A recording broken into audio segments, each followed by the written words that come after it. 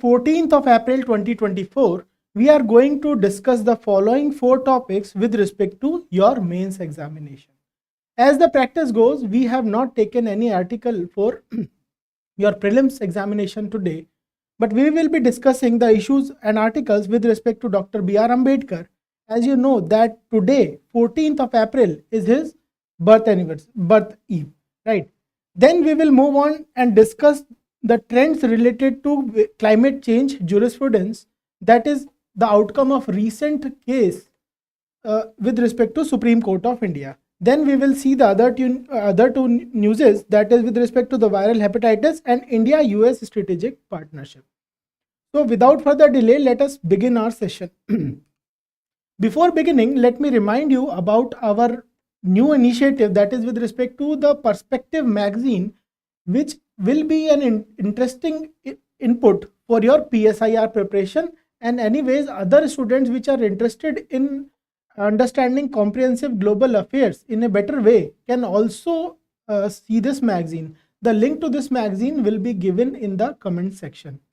So let us begin our journey with the first article of today. The context of this article is with respect to the birth anniversary of Dr. Ambedkar, and there was a news article on page number 9 of the Hindu in which the president has asked people to adopt Ambedkar's ideals. What is the syllabus mapping for this thing? Syllabus mapping is with respect to your GS paper 1, in which personality and various issues regarding the various personalities associated with the freedom struggle is mentioned.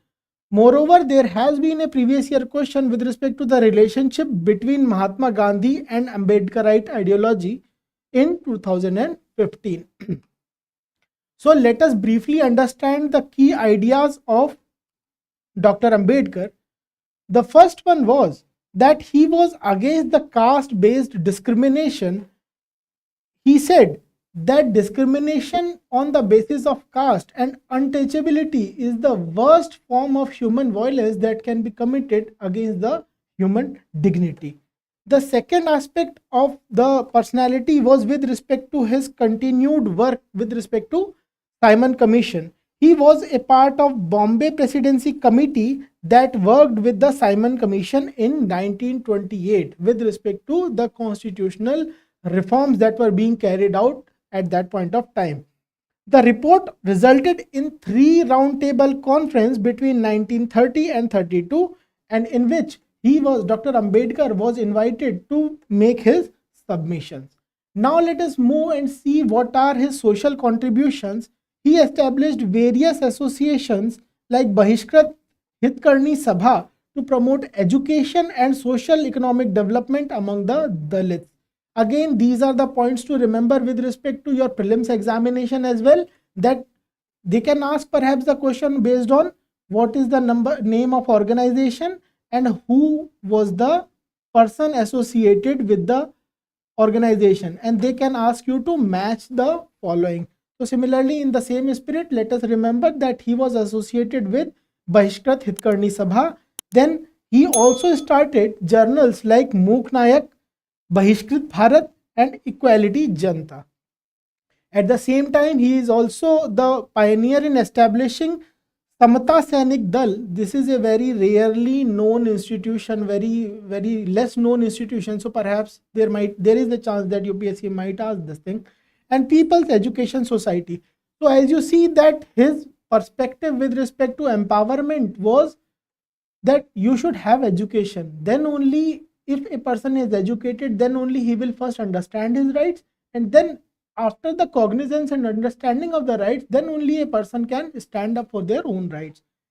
Then the next leg in his journey is with respect to separate electorate for depressed classes. He advocated separate electorate for depressed classes in the course of freedom struggle, and there was a dispute and point of difference with respect to his approach versus the Gandhian approach, right? But ultimately a pact was signed between the two, that is by the name of Pune Pact of 1932, in which a reconciliation was reached and reservation was provided for the subaltern sections of the society, right? Then lastly, let us remember his political and constitutional contributions. He is responsible for the founding of Independent Labour Party, which was later transformed into Scheduled Caste Federation in 1936. So kindly remember all these organizations with respect to Dr. Ambedkar. Then he was not just a very good constitutionalist, he was also a very good economist and also an anthropologist, right? So he also advocated free economy with a stable rupee.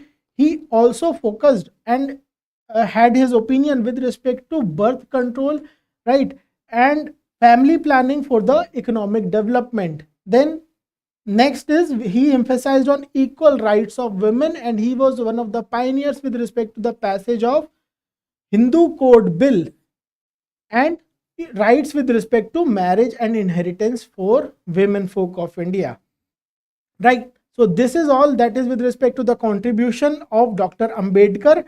Now let us see what the comparison, brief comparison between the ideas of Mahatma Gandhi and Ambedkar, because this question has already been asked in the previous year. So let us just refresh our memory with respect to the concept.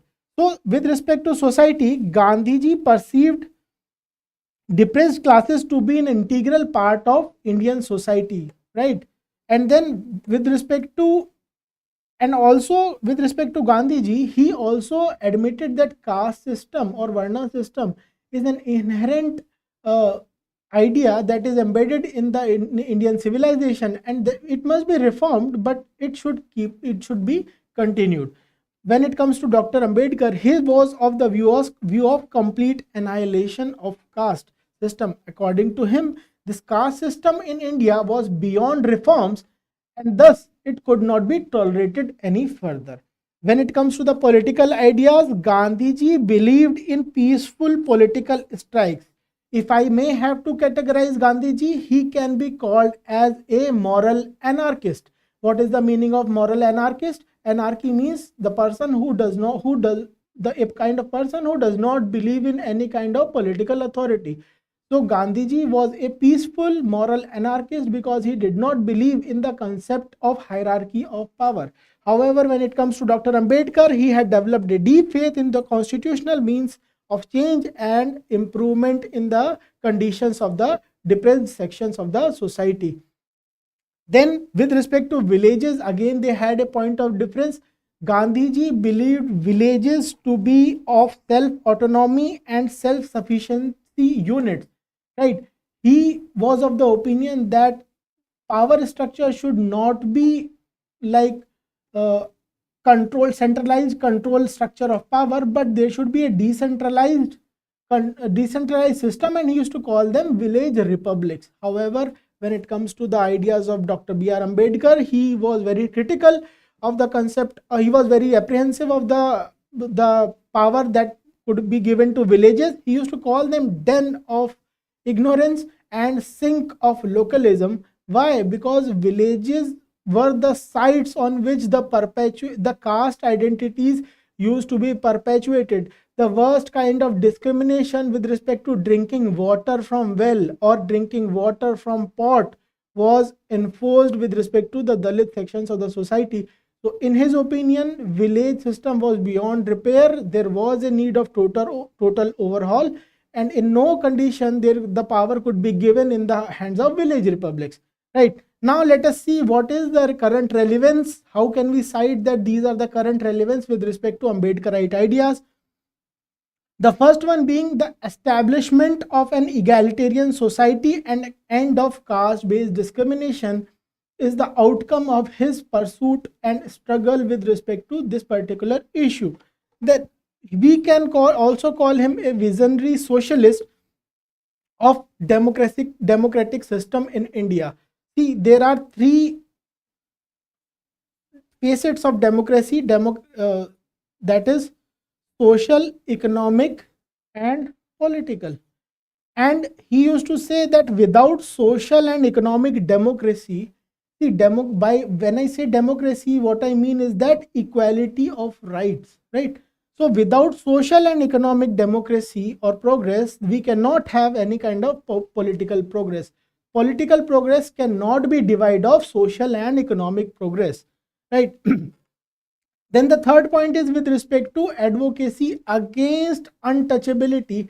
It was his contribution that Article 15, that is with respect to our right to equality, and Article 17, that is with respect to rights against untouchability, were incorporated in the Indian Constitution, and the last one being resolution of all issues through democratic, peaceful, and harmonious means. Right? He was a great constitutionalist. He had deep faith in the legal constitutional procedures, and he used to think that true emancipation can be achieved through legislative and educational means.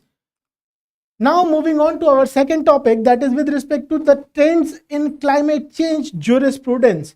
Next, what is the theme with respect to this thing? It has been given on page number 12 of the Hindu. The context of this news is that recently Supreme Court has announced in MK Rajnath Singh and others versus Union of India has ruled that people have a right to be free from the adverse effects of climate change. There are two deliverables over here. The first one being Supreme Court has officially admitted, that means our one of the supreme institutions of India has admitted that climate change is a reality and there are adverse effects of climate change. And then second admission with respect to this is that Supreme Court has admitted that the climate change is powerful enough to impinge upon our fundamental rights. So we need to have some policy perspective with respect to this thing. What is the syllabus mapping for this thing? In your GS paper 3, it says that conservation, environmental pollution and degradation, and environmental impact assessment is important with respect to your GS paper 3. In the past, there have been questions with respect to examination of a scope of fundamental rights in the light of latest judgments of the Supreme Court of India with respect to right to privacy. So again, there has been an expansion of various rights in India. So in the same spirit, Article 21 and Article 14 have been touched by this particular judgment. Now let us have a brief discussion about the key issues that were found in this case. So in 2019, this particular case was filed. What is the name of the case? MK Rajnath Singh versus State of Union of India. So in 2019, a case was filed to seek conservation directives with respect to electric cables to be made underground. Let me give you a brief background with respect to this case. There is a location in India which is called as Desert National Park. Kindly go through your notes and tell me in the comment section in which two districts does the Desert National Park lie. In that national park, there is a bird which is endemic to that atmosphere, that environment, which is called as, which is the name of which this particular bird is bustard, right? So this bustard bird lives over here and its population is constantly declining. With respect to its declining population, the local environmentalists carried out research, and they came out with the suggestion that in that particular environment, huge solar parks and windmills have been set up. For our visual learners, I have integrated an image of a huge solar park that is over there in the state of Rajasthan.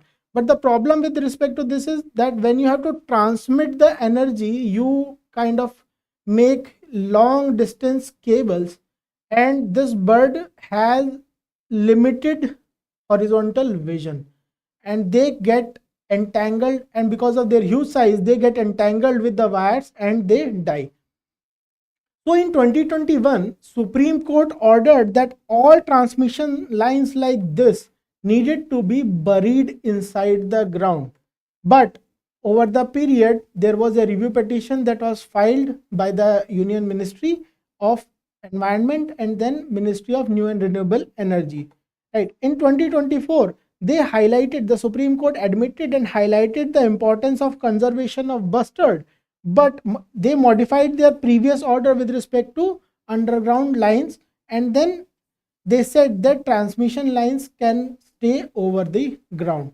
But how does it impact our judgment, our case with respect to climate change? We will see in the further slides. Now let me take you back into the pages of history and let us discuss the evolution of environmental jurisprudence in India. So in Maneka Gandhi case, Article 21's scope was enhanced for the first time, right?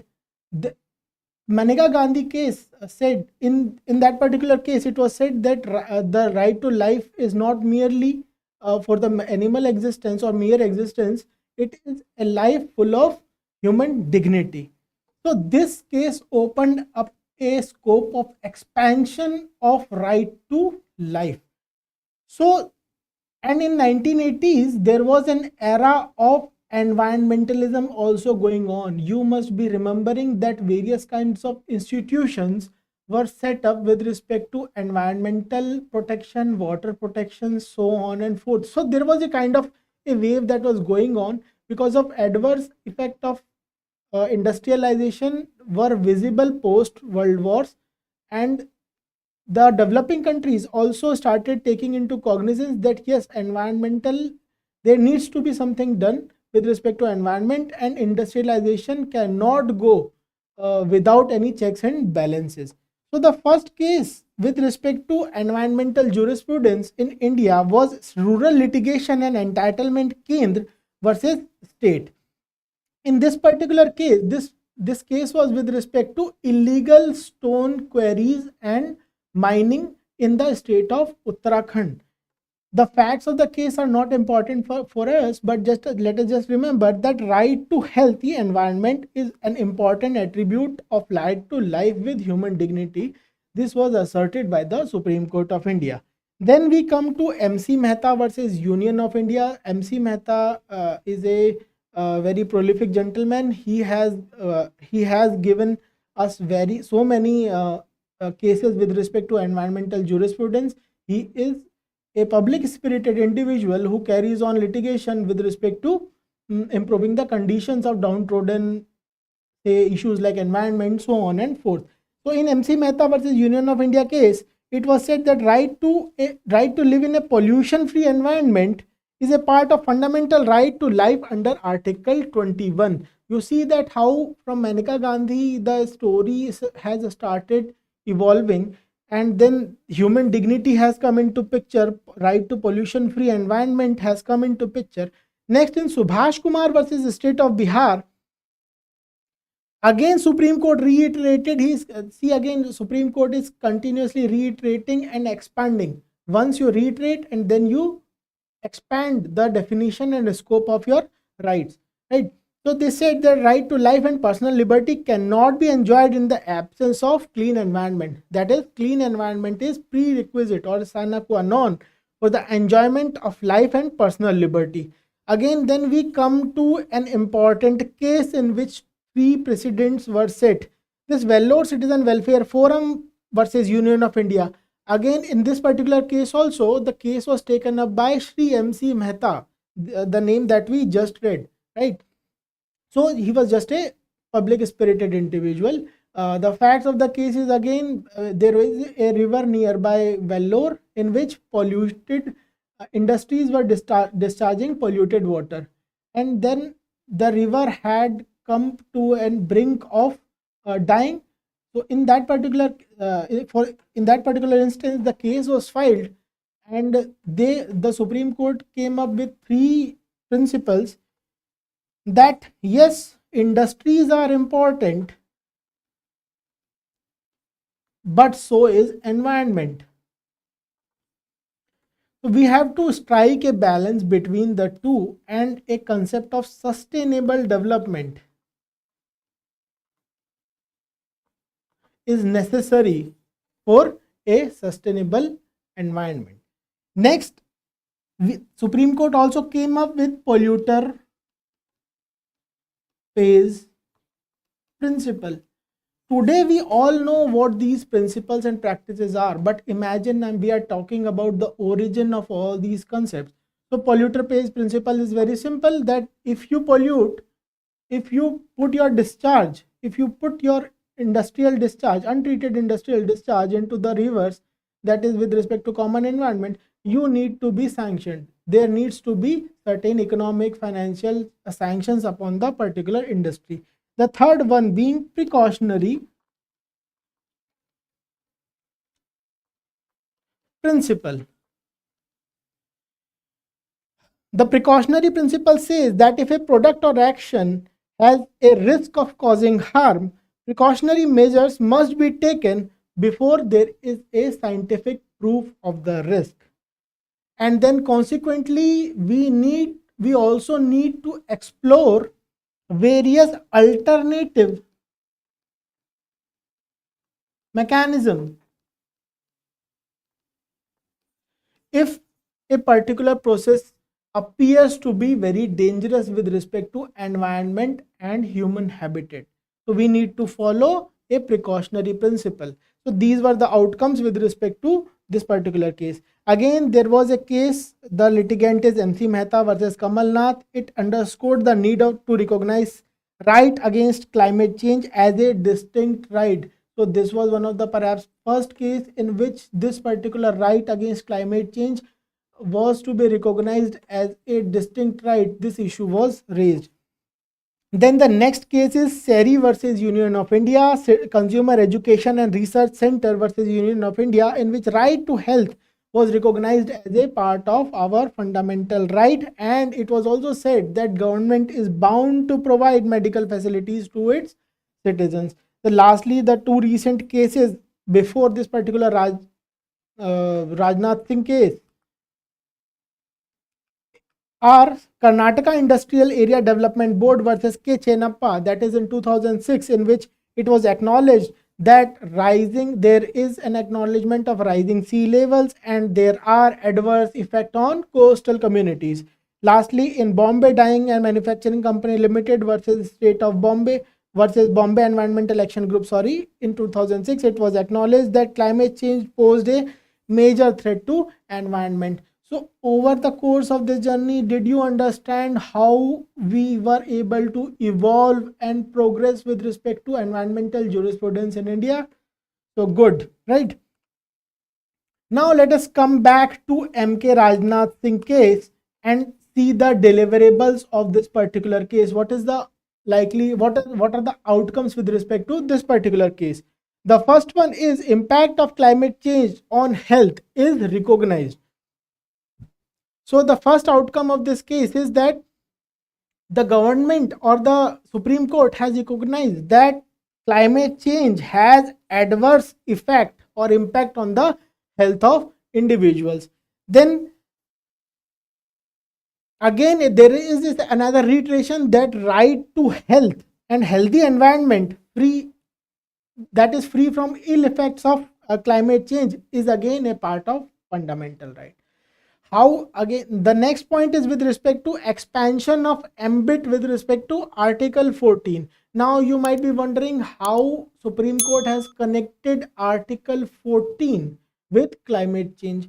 So Dr. Chandrachud, our CGI, he observed that climate change may lead to distressing events like, let us say, flood or food shortage or water scarcity, and these kind of events affect the poor much more than the rich. So obviously the rich person will be able to afford securities and safeties against the adverse effect of climate change, but the poor may not be so much empowered. So as per Article 14, it empowers an individual to enjoy the right of to equality. So in this particular context, Article 14 is also involved with respect to the adverse effects of climate change. Then court also highlighted the importance of solar power in the pursuit of fight against climate change. See, court observed that solar power is not the enemy. How solar power is transmitted might be of an issue, but there are other issues as well. So as of now, court has said that other issues with respect to their fertility, right, with respect to creating a safe habitat, conservation measures must be followed. And at the same time, the court recognized that solar power is essential to meet the increased energy demand. In the next 10 years, our energy demand is likely to be one of the highest in the world, right? And how are we going to meet these particular energy demands? We cannot obviously go to coal and gas based power plants. You must be having you must have read a news yesterday that because of deficit in the production of electricity, government has yesterday come out with a notification that yes, be prepared to reignite the gas based power plants which were not functioning as of now. Next, enhanced energy security. The problem with coal is that most of the coal that is used for our power plants is imported. So there are twin challenges with respect to that. First one, that our US dollar, our dollars go out, and the next being that they pollute our environment. Solar power is relatively much more cleaner.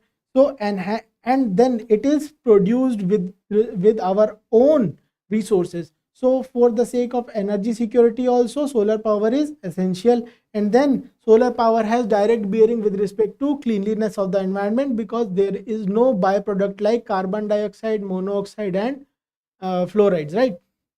So it leads to improved public health. Thus solar power is essential for the country. But at the same time, the court directed the state to carry out various measures with respect to the protection, conservation of wildlife and the bustards in particular.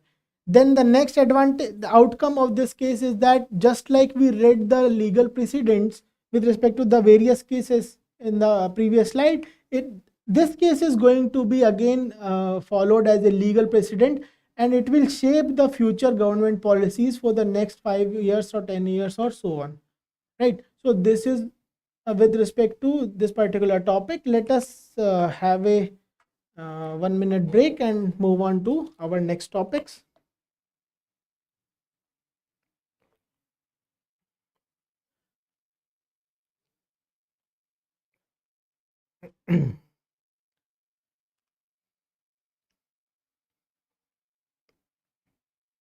So if you are liking our videos, please kindly push a like buttons, also try to subscribe.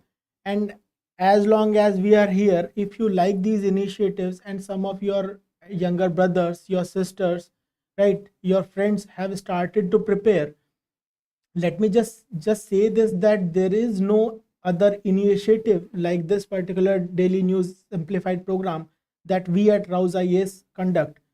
And let me assure you that if you are an ardent follower of Daily News Simplified program, we cover almost every topic to an extent of detail that beyond which there is a very less likability of general studies question will go.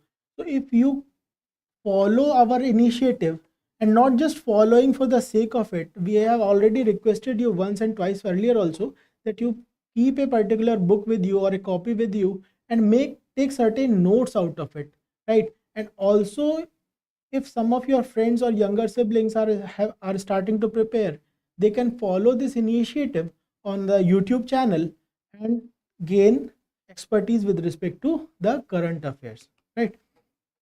Moving on to the third topic. Okay, so the third topic is with respect to World Health Organization's alert on viral hepatitis. So the context of this news is that World Health Organization has reported that India has high load of hepatitis B and hepatitis C in its recently released Global Hepatitis Report 2024.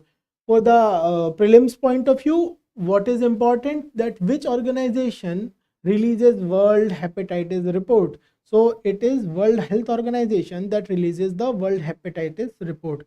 Now let us try to link it with our main syllabus. The syllabus says that issues relating to development and management of social sector services, etc., primarily of health, education, and human resources are of interest to UPSC. And in the past, they have asked a question on what are the basic principles behind vaccine development. This was in the backdrop of COVID crisis, right? And how do vaccines work?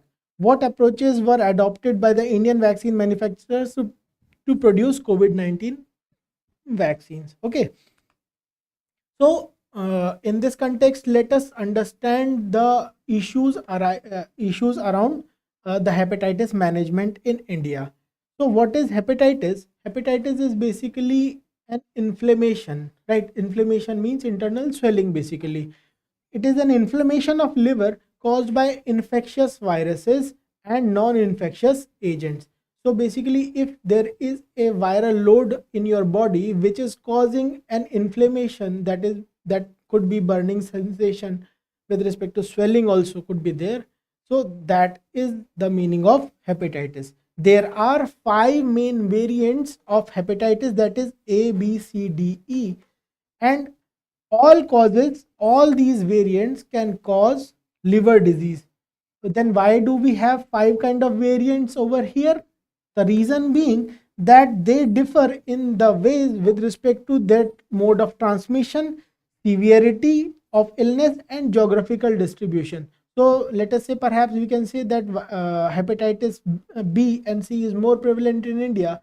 So different variety of hepatitis, maybe perhaps E could be prevalent in any other country, right? So amongst all these, B and C are of particular concern to our medical and health care sector, because they lead to chronic disease. What is the meaning of chronic disease? Chronic means long term, right? Long term or permanent diseases. There are 2 types of diseases. The first one being cured within a certain period of time, and the other chronic being those diseases they which develop further, and they become incurable over the period of time if not cured in a particular amount of time. So hepatitis becomes, again, because of this particular disease, we can have cirrhosis, liver cancer, and viral hepatitis related even death. Okay, so what are the common symptoms? Again, this can be important for you with respect to your prelims, right? Fatigue, nausea, vomiting, abdominal pain, and jaundice are the common symptoms of hepatitis. Okay, now let us understand why the report, that is, which report we are talking about. Global Hepatitis Report 2024. It has highlighted certain reasons for India's vulnerability with respect to hepatitis. So, what is the reason? First one being there is a lack of awareness with respect to hepatitis as an issue in India. So, what is the issue? Because India has high population density and a lack of awareness of symptoms. See, the symptoms that I just told you, these are very general symptoms. So, what is the problem with this? People consider that yes, okay, these are very general symptoms, and this need not be very serious problem. Will just pass by. Okay.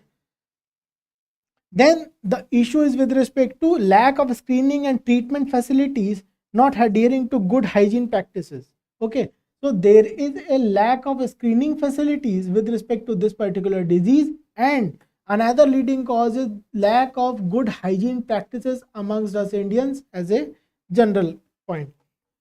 Next being low coverage of program. Okay, so it is not that India does not have a particular program with respect to hepatitis. We already have a program that is by the name of National Viral Hepatitis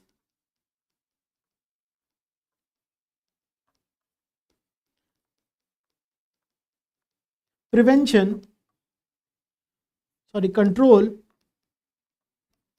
Program. You have a Google search and tell me in the comment section in which year this particular program was launched. But okay, so we have a program already, but its coverage is abysmally low. This has been cited by the World Bank as well, that it has only 2.4% of hepatitis B cases were diagnosed. If we have a program, and that is also a very recent program, that, see, let me tell you, this program was initiated in 2018, so it is fairly a recent program. That means that this particular disease also came in the cognizance of the eyes of the administration and ministries very recently, right?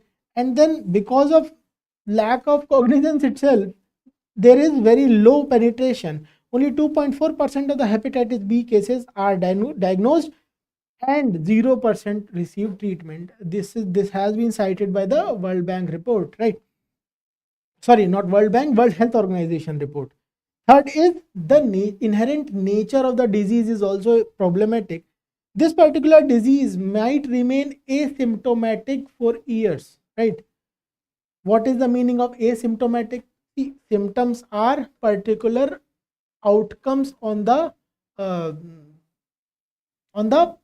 which are visible on the body. For example, if I'm suffering from common cold, I'll be sneezing, right? I'll be sneezing frequently. So suffering is common cold, but its outward manifestation is regularly sneezing. But with this, that is a symptom of common cold, right?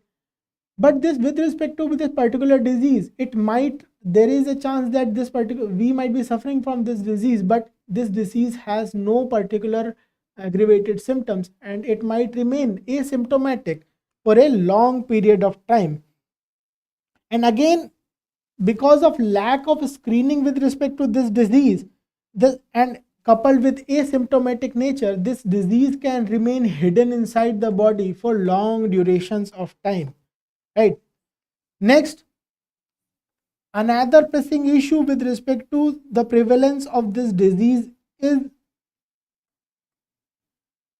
a prevalence of ALD, alcoholic related liver disorders. Because of our lifestyle changes, and especially in urban areas, is leading to high amount of consumption of alcohol, and alcohol is coupled with sedentary lifestyles, and which leads to prevalence of non-viral forms of hepatitis, right? That is alcohol related viral hepatitis, and fatty liver related hepatitis, right? Then the last one is with respect to the challenges faced while during the service delivery. The service delivery, again, the problem with respect to service delivery is that service delivery remains very centralized and vertical in nature. If you see that from where in Delhi, where will you get good quality liver related treatment? Say we maybe say just AIMS, ILBS, and few top hospitals. And if you go for private sector, there will be huge amount of investments on costs that you will have to pay. So because service delivery remains centralized, that is, it is available in few select good hospitals and very much vertical in nature. That is also leading to the challenges of service delivery. And then affected populations, despite having a national program, are suffering from out of pocket expenditures for viral hepatitis related services. Okay, so these are the issues and challenges in general also associated with any kind of healthcare sector in India, and especially with reference to the hepatitis B and C load in India. What are the suggestions and way forward? First one being, because there is a lack of awareness that we just discussed, so there needs to be awareness generation regarding the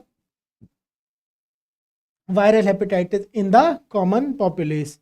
Then next, because we can also go for teleconsultation based regular follow-ups.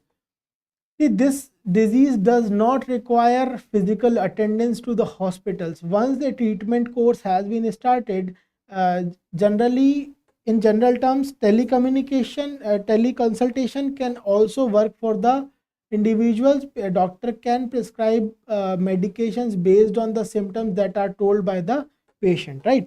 So teleconsultation can also be used. Next, expanding the access of testing and diagnostics. because this particular disease might go undetected for long period of time. So we need to, what do we need to do? We need to expand the ambit of testing and diagnostics, so that affordable testing is available at the reach of an individual. Next, increased financial allocation with respect to availability of drugs as well as the testing kits. Okay. Last is preventing mother to child transmission. One of the important aspects with respect to disease, this particular disease is, in general also viral diseases are very much communicable. Okay, so this disease, again being a viral disease, is also very much communicable in nature. So one of the most largest instances of communicability of this disease is when this disease is very much readily transmittable from mother to the children. Okay, so it is, this particular factor is responsible for most new infections in India. Okay, so we need extensive treatment coverage and immunization for the newborn. And again, with respect to rural populace, there is a prevalence of discrimination that we just discussed with respect to Dr. Ambedkar's article. So we need to end discriminations with respect to the weaker sections of the society, which again are influenced by these diseases also much more frequently because of lack of various kind of resources with them. Okay, so there needs to be ending of any kind of discrimination against patients as we move ahead. The last article for the day is again going to be a very interesting article with respect to India-US strategic partnership. This particular news appeared on page number 7 of The Hindu. The news reads that Quatra meets US officials. Quatra is Sri Vinay Quatra, if I remember correctly, is the present foreign secretary.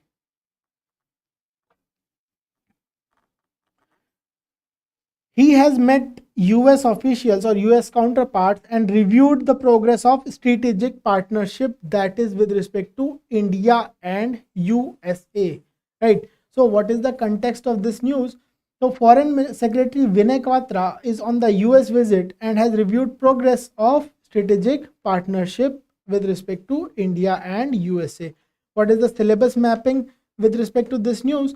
So in your GS paper 2, bilateral, regional and global groupings and agreements involving India and the or affecting India are of interest of UPSC. Okay. Any PYQ? Yes, in 2019 there has been a very interesting PYQ, and we will also discuss these dimensions in the upcoming minutes. Okay, so what introduces friction into the ties between India and USA? Is that Washington is still unable to find for India a position in its global strategy. Okay, so what is the question saying? That USA must be having, and USA has a particular global strategy. What are the limitations with respect to India and USA partnership that we do not find any kind of particular position with respect to US, its global strategy? Okay, which would satisfy India's national self-esteem and ambitions. Okay, so we are not able to find a particular place with respect to US strategy which would also fulfill our national self-esteem and national interests. Explain with suitable examples. So this was asked in, very good question. Okay, so this was asked in 2019. So let us first try to deconstruct this and understand what is inherently the meaning of strategic partnership. Strategic partnership, say before we need to understand partnerships of any kind and what is the meaning of various words like alliance, okay, and strategic or partnership in general or any kind of strategic partnership. So when the world was going through the interwar period, there was an establishment of various kind of alliances. Okay, for example, you must have read about allied powers, axis powers, so on and forth. So these were kind of collective alliances when it comes to doing their security. after the end of Cold War, there was a new enemy by the name of for the West. Obviously, there was a new enemy by the name of ideological biases. That was Soviet Union. Okay, so again there was formation of various kinds of alliances. Okay, by the name of, for example, we can call NATO as an alliance. USA also framed various kind of alliances by the name of CETO and CENTO, right? In their name itself, the word alliance is given. Southeast Asia Treaty Organization, right? They were kind of alliances. But this partnership word is relatively newer in the lexicon of international relation theorists. So strategic partnership is very much different from alliances. In alliances, there has to be a kind of collective response that is needed from the uh, side of the parties into the alliance. But in case of partnership, we are good for taking some joint efforts with respect to tackling national security, dealing with respect to trade, finance, and so on and forth, global fora, right? But there is a lacking of component of military in terms of attacking another any particular country. Okay, so moving on, security issues also dominate in these particular strategic partnerships, but focus is also on trade, economy, and technology. Today, strategic partnership has become one of the most favored means of engagement in the contemporary world. In fact, India has close to more than 30 strategic partnerships, right? Okay. And now another question might emerge in the mind of our viewers, that why are there various kind of partnerships or agreements that are signed between India and various other countries. So India can have relations. See, all these show various kind of hierarchies, right? India can have a friendly cooperation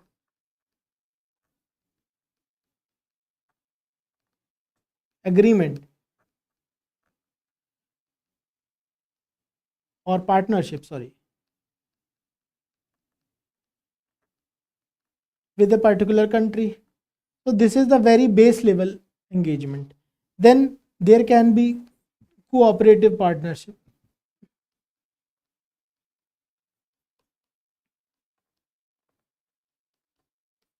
Each succeeding hierarchy reflects that there is a better and much more integrated engagement between the two parties. Then there can be comprehensive cooperative partnerships.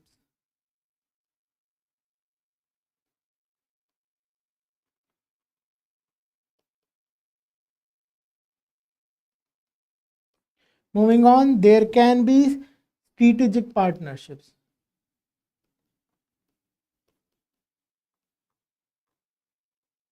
As the level of engagement enhances, right, the level of partnership also matures. And lastly, there can be comprehensive strategic partnership. This was strategic partnership, now comprehensive.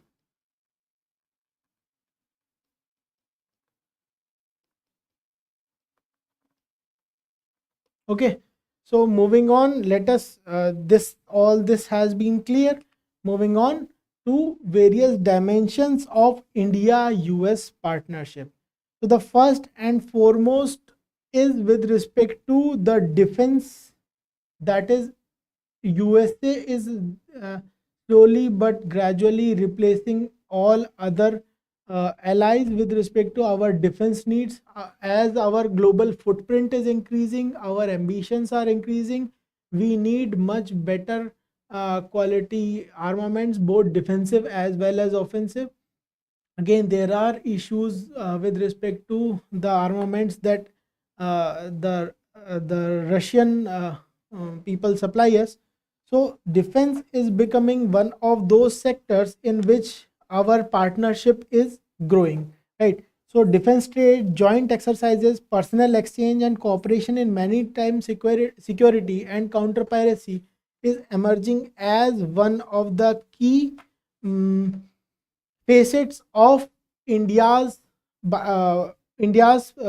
security partnership with respect to USA. The next is with respect to dedicated efforts with respect to counterterrorism. We have established a joint working group, and we are also focusing on intelligence sharing, information exchange, and operational cooperation with respect to India and USA. The third facet of our strategic partnership, and one of the perhaps most important after bilateral defense cooperation. And you please tell me in the comment section. Recently, in the last month, we have signed a deal for a new drone when it comes to USA, and this is going to be perhaps an offensive weapon, right? So you tell me in the comment section, which drone are we going to buy from United States of America. The third one is with respect to trade and economics. We have become the largest trading partner of USA, and the bilateral trade between India and USA was around 125 billion US dollars. The next facet of our strategic partnership is with respect to energy security. There is an increased cooperation on conventional and renewable resources when it comes to India and USA. We are jointly developing on various kind of technologies that are with respect to mostly renewable sources of energy as well. The next dimension that we are going to discuss is with respect to science and technology. So India-US Science and Technology Forum is promoting cooperation in science and technology innovation for us. Again, this science and technology sector can be divided in various kind of sectors. Like for example, it could be energy security also. It could be with respect to satellite and space also. It could be with respect to joint development also, and it could be with respect to semiconductors also, and other semiconductors and other emerging technologies. And in fact, we have our very strong space program, and we again are working for with USA with respect to the going to be commissioned new space station, as well as we are working with USA with respect to NASA ISRO synthetic aperture radar, that is a very advanced satellite.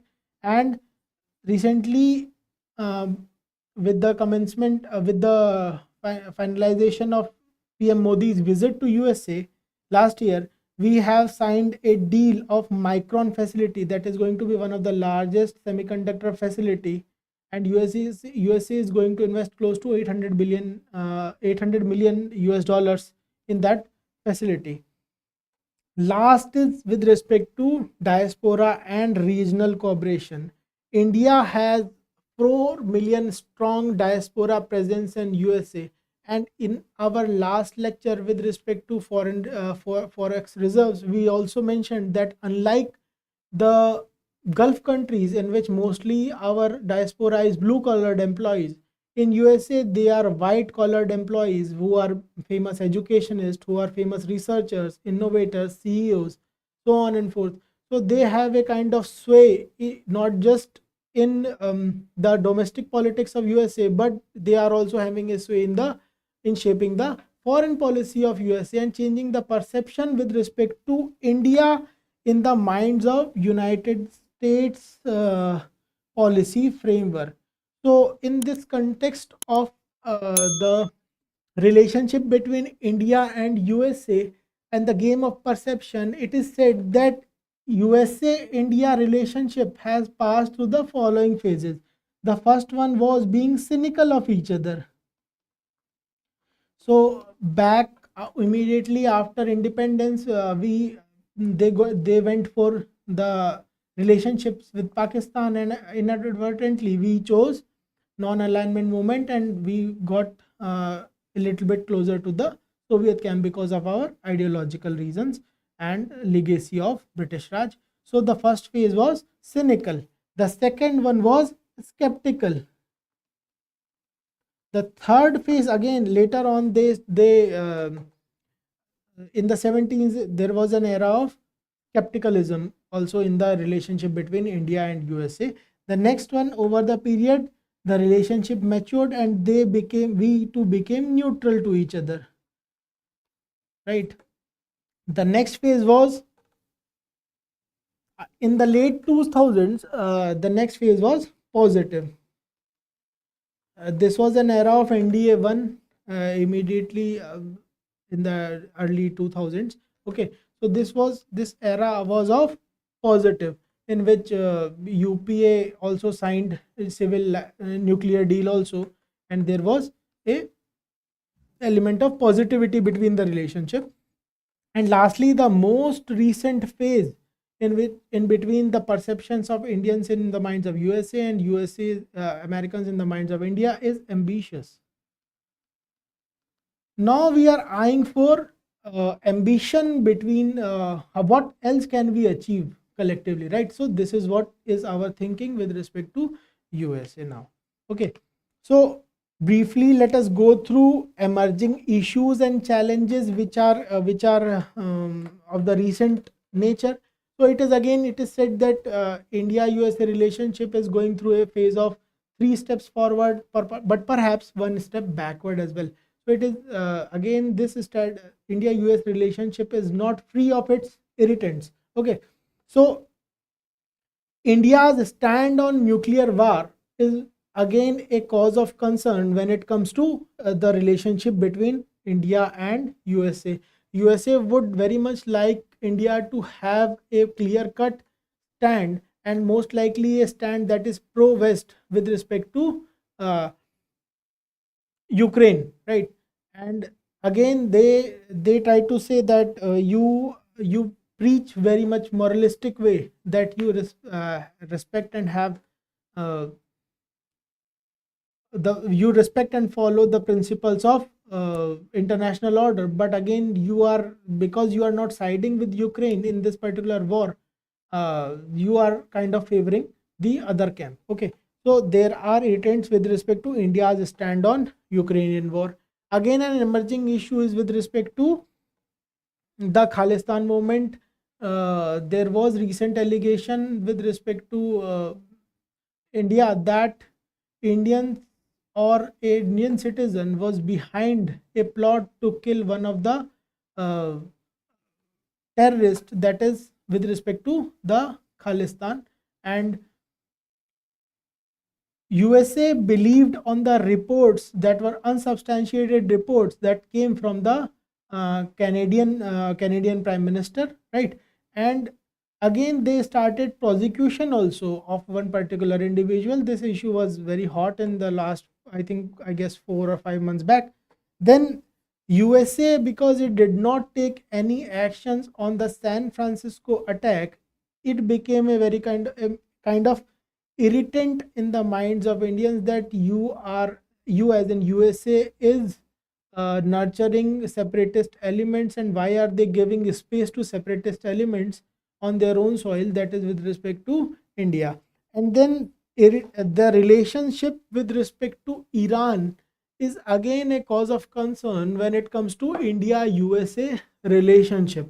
Okay, so India was one of the countries which proactively tried to incorporate Iran in Shanghai Cooperation Organization. And again, in one of the classes, if you must remember, we read that SCO is the land counterpart, okay, of Russian strategy to gain dominance in the Eurasian region. Okay, so relations with Iran, because we have positive relations with Iran as well as USA, and because of the ongoing war also, recently the issue has again resurfaced that there is going to be retaliation with respect to the ongoing war between Israel and Gaza. Okay, so relations with Iran is again a kind of irritant.